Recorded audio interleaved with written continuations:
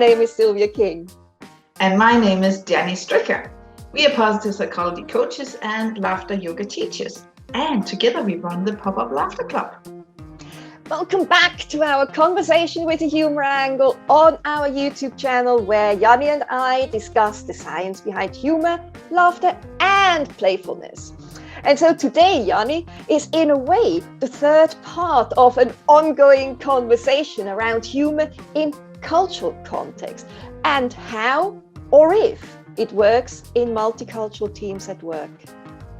Yes, Sylvia, it's a question we get a lot when we talk to HR managers or team leaders about our corporate workshops.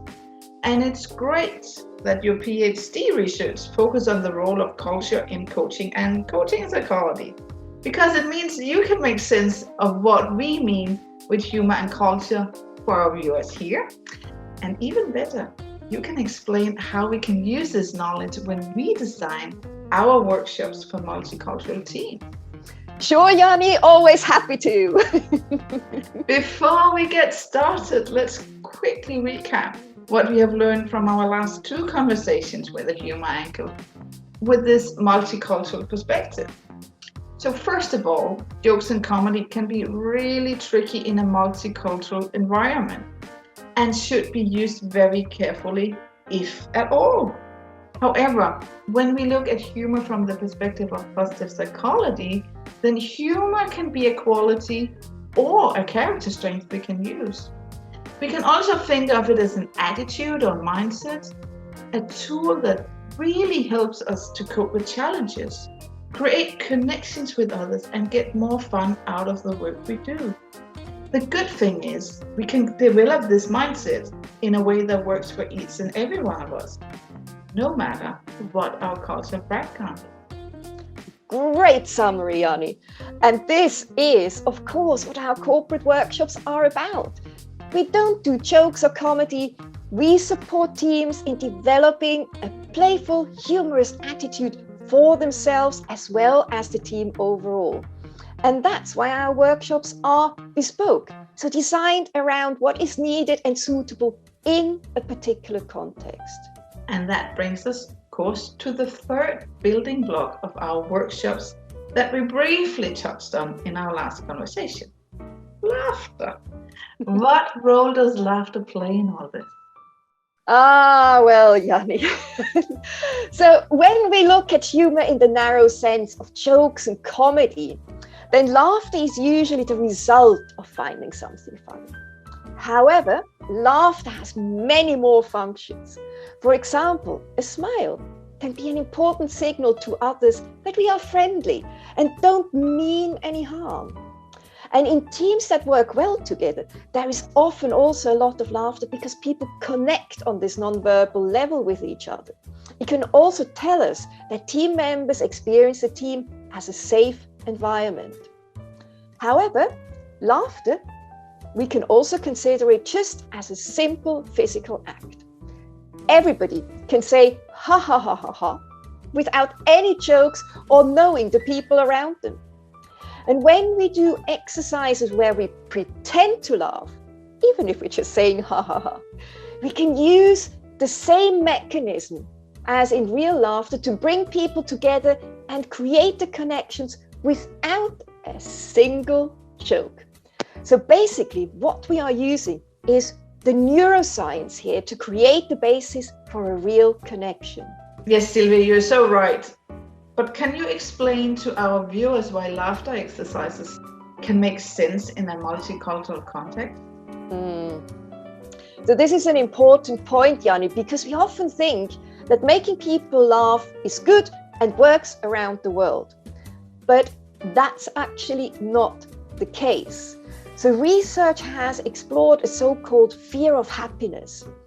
And it basically means that in some culture that there is a fear that too much happiness now means more unhappiness in the future. And we know that especially in Asia and the Middle East, this can be the case. And because happy people tend to smile or even laugh a lot, there is also apprehension when we ask people to do laughter exercises.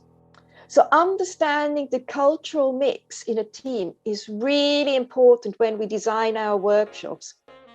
And it will influence if and how we use laughter exercises. However, in a multicultural team where everyone feels psychologically safe, you will notice that people will start to smile and laugh. And sometimes we can use laughter exercises to create the social connection first and create the safe environment where it is okay to laugh.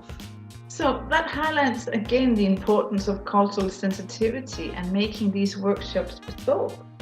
So when we take today's conversation and the topic from the previous two together, what can we learn about using humor in the workplace? Well, first of all, in our workshops, we don't make jokes. We use fake laughter to bring people together and use the mechanisms from neuroscience. And because our workshops are tailored to our clients, we will use shared scenarios and experiences of the entire group in a safe way to share some laughter or a smile in a way that works across cultures. We also use the physical aspect of laughter to allow workshop participants to get up, take a short break, get their heart rates up. And if our clients want to use laughter exercises as part of their corporate or team well-being, we can create a bespoke set of exercises and train some of your employees to lead those exercises internally when we're not allowed. But laughter by itself is only a short-term intervention and it needs to be repeated regularly.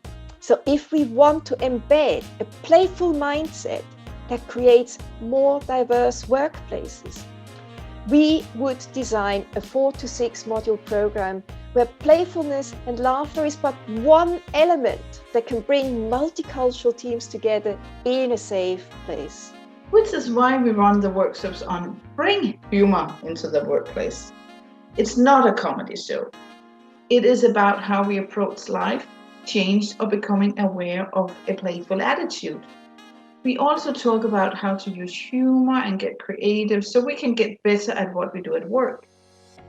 It is about reducing the stress and how we can change perspective.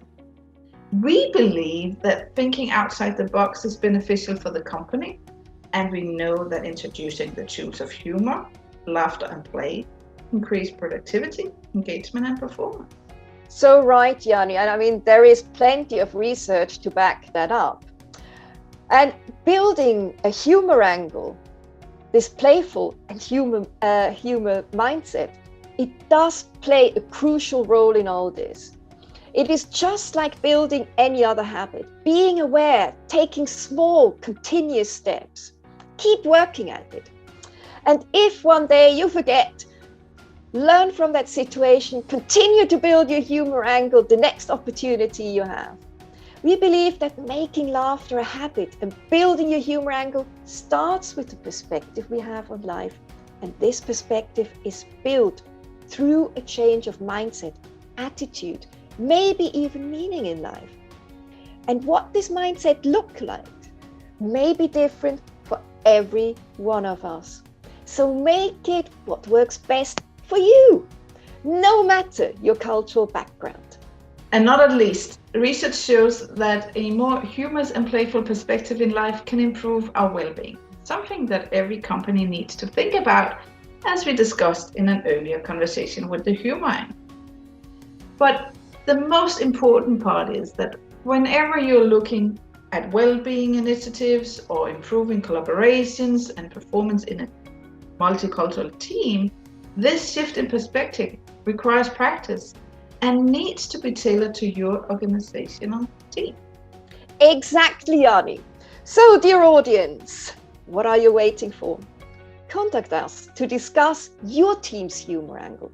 You can find more information on our workshop and how to book us on the website mentioned below. And if you want to join one of our weekly sessions of the Pop-Up Laughter Club, you can find more information on Eventbrite and on Facebook. Keep laughing and see you soon. Bye. Bye.